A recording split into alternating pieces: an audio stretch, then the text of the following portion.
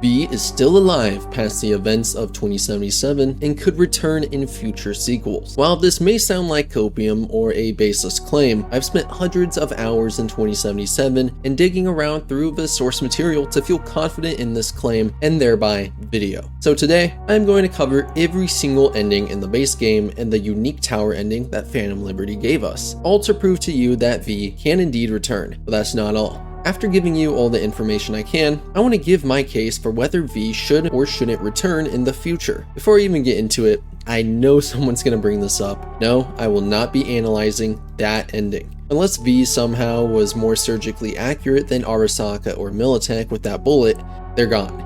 Unless there was a full coverage trauma squad standing around that corner ready to hand deliver V to Mikoshi. That and the Militech ending seem least likely to be considered canon though, seeing as both literally skip the raid on Arasaka Tower, but more on that in a later video. So if you enjoyed the process of learning about and picking apart your favorite games, especially Cyberpunk, subscribe and check out some of my other theories after this video. Without any further delay, let's begin. In every ending besides 2, V is soul killed at some point, leaving a replica of his consciousness available for use. All the endings share similar ideas for how V will return, so let's begin with the outliers. First of which is the infamous Devil ending, but only guaranteed ending of the base game and likely the worst outcome. After you assault the tower alongside Hanako to secure Arasaka from its self-sabotaging CEO and family traitor, Yorinobu Arasaka, you're sent off to a secure research station and lab in space to receive the treatment you sought after. Despite Arasaka being the creator of the relic, this procedure turned out to not only be extremely invasive, but detrimental as they forcibly removed the relic from your brain. The result being a barely lucid dreamlike state as V experienced psychological and physical tests in a disturbing loop, only further highlighting their spiraling mental deterioration. It's only once V is visited by either Hellman or Takemura that there is a break in the program, though neither had arrived bearing good news. The procedure was clearly a failure, and V is left with very little time, an estimated 6 months. Arasaka doesn't mind capitalizing on this, giving you a final choice. With this offer, Hanako Arasaka rewards you generously for your service. There's not, as you say, more to the story. Nope. Doesn't sound good to me at all. I agree to this, and they'll do whatever they want with me. There will be a contract to protect you. Sign it, and you will live. It is written here that you relinquish all rights, but do not worry. The law is simply behind the times, and Ingram is not legally a person. So I get to be corporate property first? Like many brain-dance stars and politicians from what I know, the program is a success. There have been no complaints. Live out your months on Earth, or trade your soul over to Arasaka, giving them complete and utter control over your memories, personality, consciousness, and skill set, a fate determined by many others to be worse than death. The choice I'm obviously highlighting right now is the decision to return to Earth. This is one of the few endings in which V isn't soul killed, so arguing for their survival under a 6-month trial period is rather difficult, but it's left rather up in the air, especially when considering Hanako's final words to V. Hello, V. From what I understand, you have less than 6 months to live. I do not know how you plan to spend this time. Perhaps you have chosen to put your feet up, rest, ponder life's meaning. Or perhaps you continue to do what you are good at. If that is the case, my father and I would gladly retain your services. You would be compensated generously. 6 months will pass faster than you imagine. It would be a shame to let this time go to waste. It's obviously thanks to V, Hanako, and Saburo are even in a position to rule over Arasaka, and one must consider the type of control they like to have over their top mercenaries. Look no further than the NC Boogeyman, Atom Smasher. They owned him since the moment they scraped him off the damn concrete and put him back together. So when provided the chance of an Atom Smasher 2.0, Arasaka would feel much less obliged to just legitimately fix V. They'd position themselves perfectly to push V towards signing the contract and becoming their lawful property, to be able to duplicate, edit, and use however they want. This desperation shows in Hanako's final attempt to sway V back over, but it also shows a glimpse at V's survival. If they were to go back on their decision, or stick around Arasaka long enough to find another way out, seeing as V cut many of their ties and made some downright horrible decisions leading up to the devil ending. It wouldn't be so surprising that they choose to remain in connection with Arasaka. The tower ending tends to be labeled as the Devil 2.0 for obvious reasons. You choose to ultimately side with Reed during the Phantom Liberty ending and hand Songbird over in NUSA custody. I can't. Somi. You know I need that neural matrix. Use it once I'm gone. It'll work. Just please. I'm sorry, Sumi. But the FIA... they'll help if and only if I bring you in alive. That's the deal. No, please. You're leaving me to a fate worse than death. Somi! Thereby opening up the opportunity to accept the aid of the NUSA rather than Arasaka. The surgery using the previously acquired neural matrix and its contained AI doesn't entirely sway in V's benefit, as they wake up 2 years later to a new world, one where relationships, friendships, and time have moved on. Not only does V have to face all of this new change to the external world, but the internal as well.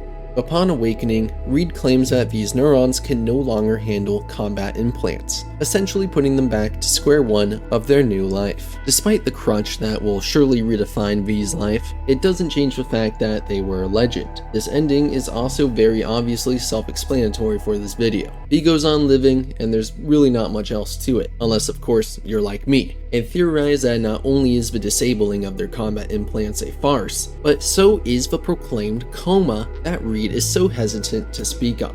Arasaka would gladly use you to their advantage, so why wouldn't the NUSA? Why not put some of their tech to good use and make V a good old Winter Soldier style sleeper agent? But that's a topic I've already covered in great detail, so rather than rehashing it here, go check it out. I'll have it linked down below. So, we have the two outliers cleared. So we move on to all the other endings in which V is soul killed, which essentially happens when accepting the contract with Arasaka during the devil ending and every time V enters Mikoshi, which is all the other endings. So, when do we start? Haven't caught on yet, have you? What? What do you mean? Alt's already split us.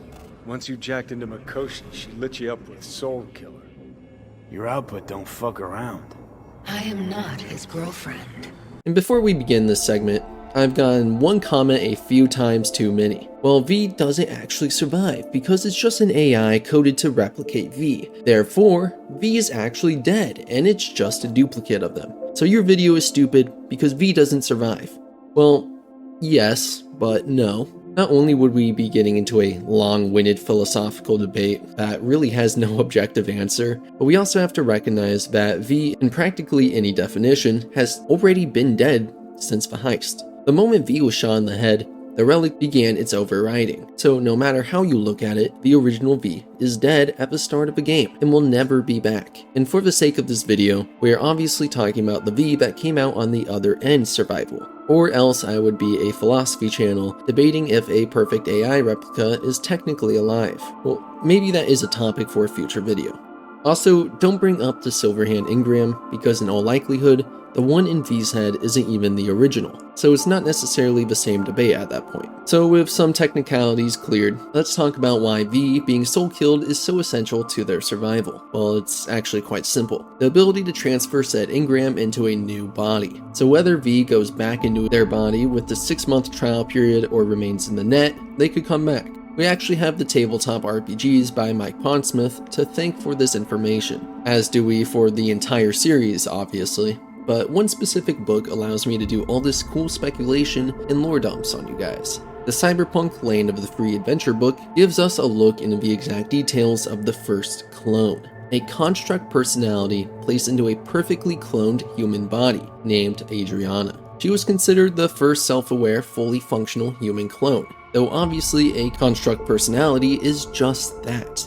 It's a framework, and therefore makes it more of a rudimentary AI in a meat suit rather than someone's consciousness, or at least whatever you want to call an engram. It was incapable of expressing any real emotion or desire. So this cloning technology, combined with Soulkiller, would do the obvious. It's a blueprint for immortality, capable of bringing someone back to life with a combination of two insane projects. An idea that Old Cunningham actually had in mind during her original creation of Soulkiller, before Arasaka kidnapped her and developed it into a weapon, and then used it on her.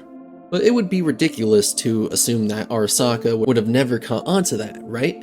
Well, guess what? They did.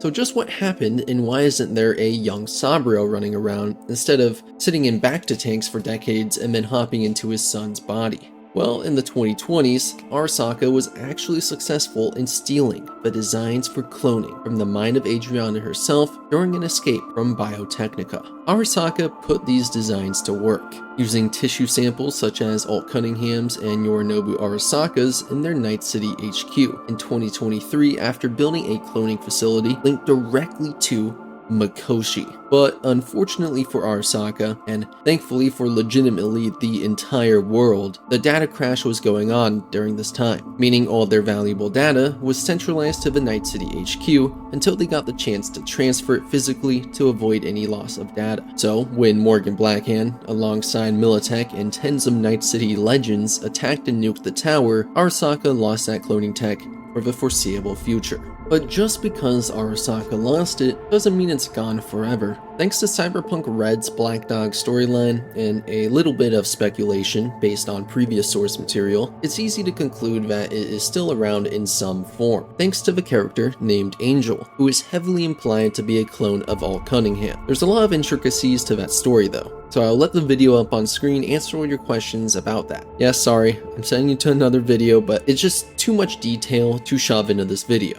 But just know the possibility is out there, whether it be in Los Alamos Labs, an abandoned Biotechnica facility, in the mind of an AI or clone, or retrieved from the beyond the black wall in the corrupted old net, which a lot of these could give much more credence to the Nomad ending. Speaking of Nomads, there's one group that takes the idea even further, named the Technomancers, a group of technically oriented nomads who are one of the most mysterious nomad packs in the country, taking in no new members from outside the nomad population. Technical mercenaries and literal wizards of technology in every sense of the term. Rumors of their origins are diverse, some even claiming that they are renegades from the pre-collapse SHOP, a super secret research organization, and others claim that they are outcasts from the dome city of Alpha.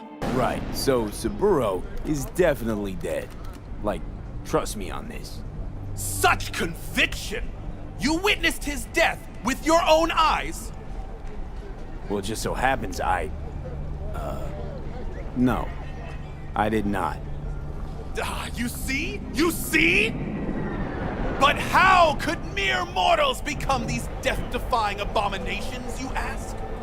With the help of techno-necromancers from Alpha Centauri! Their net running abilities arguably far surpass that of the likes of the Voodoo Boys, just so you have an idea of just how impressive this group is. This is a relatively old nomad group though, so assuming it's still around, it may have advanced or degraded, who knows? Maybe Gary picked up on their broadcasts. Speaking of cloning, there is one predominant argument against the idea I tend to see whenever I mention it in a video. That is, V's DNA has already been corrupted by the relic, and the point in which V's body has deteriorated would make a clone useless, which is true. They're completely right in saying that, and it is a valid point, but we have a few ways around that specific issue. Take a moment to remember what's exactly dangling around that neck of V's. A bullet necklace. But not just any bullet, it's the one that killed V after the heist, one splattered with their original blood and thereby DNA. Even in modern medicine, it's possible to extract DNA from dry biological stains for years. While I'm not entirely in the know-how of cloning, I would assume 2077 has some better tech for retrieval, but for argument's sake, let's just say that the DNA isn't good enough. Well, again, it's the year of 2077. The likelihood of not only V's Ripper Doc, Vic, having stored samples, not to mention the government, corporations, private organizations, etc., is extremely high. I mean, this is a time where any powerful group wants to know everything about everyone. I also want to point out that with the technology Arasaka has, V's only chance isn't even just a flesh body. While I'm not sure we've seen anything in canon so far of it, it wouldn't be too far outside the realm of possibility that an engram could be placed into a 100% cybernetic body. We do already have AI like Delamain inhabiting vehicles or Ghost Town AI inhabiting repair bots. We just don't know how advanced this connection is and if it could really be considered living in a body. Maybe they should just roll V around with a TV showing their face. In the Dream On questline following Jefferson Perales and the secret ending, Don't Fear the Reaper, we encounter a mysterious character, only known as Mr. Blue Eyes, who claims while V is suiting up during Path of Glory that if successful, he'll gain more than he could ever imagine. Excellent. But if this works, you'll gain more than you ever imagined. Times when I had something to gain are long gone. Now I got nothing to lose. That's kind of grim. Then again, who am I to judge? This quote has much more meaning behind it than one might originally expect. Unimaginable rewards beyond the scope of what V already has? What could there be to possibly gain than the Guinness World Record for stealing client data from the Crystal Palace? V has all the wealth a legend like them needs. So what is there? Well, I believe that answer is survival. A shot at avoiding the dwindling lifespan evoked by the relic. Mr. Blue Eyes is obviously a figure with a lot of power behind the scenes. Throughout 2077, we see him manipulate a political campaign, offer Songbird the Blackwall superweapon a shot at survival, and is even present at quite possibly the location that begins the next corporate war. And finally, this offer to V. So, what could he possibly have to offer? Well, I believe it's a spot alongside himself, to become part of the very urban legend that is the Blue-Eyed People. When analyzing the conspiracies of Gary the Prophet, Jefferson Perales, and Night Corp and its AI brainwashing, one of the most convincing conclusions you can reach is that it isn't aliens or magic, but AI from beyond the Black Wall, that have somehow found a way to inhabit hosts to act out their will. Blue eyes are commonly used to display a data transfer, so with the constant glow we can infer that there is a constant exchange of data, meaning that it is possible an AI is being broadcasted into his body. We're even backed up by the lore in the Cyberpunk TTRPG, that talks about urban legends of blue-eyed people, who are rogue AIs that have taken control of human bodies and are secretly manipulating the highest levels of politics and finance. So it would be in similar vein to the idea of engram transfers into separate bodies or machines. Thus in this scenario, it would be a body that doesn't even need to be compatible in the traditional sense. You would be constantly streaming their engram into a host body. Now, when I say there is a lot to this mystery, I mean there is a lot. I've spent several videos in the past briefly discussing this material, or even doing full dives into it. I know that recently Sam Bram did a video wrapping up a lot of its intricacies in amazing fashion. So do yourself a favor and just go watch everything. I swear you won't regret it.